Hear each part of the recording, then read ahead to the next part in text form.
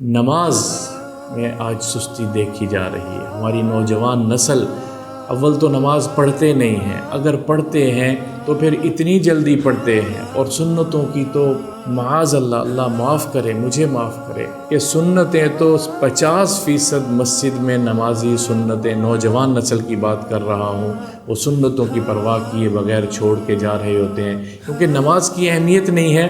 اور پھر سنتیں تو وہ ویسے کہتے ہیں یہ تو سنت ہے، فرائض پہ پکڑ ہوگی، سنتوں پہ پکڑ نہیں ہے۔ سنتوں پہ کیا ملنے والا ہے؟ نماز کیا ہے؟ اقم الصلاۃ طرفی النہار وزلفا من اللیل ان الحسنات یذہبن السیئات۔ نماز قائم کرو دن کے دونوں حصوں پہ، اور رات میں جب رات تھم جاتی ہے اس وقت نماز قائم کرو، کیونکہ نماز ایسی نیکی ہے کہ وہ اس نیکی کی وجہ سے گناہ معاف کر دیے جاتے ہیں۔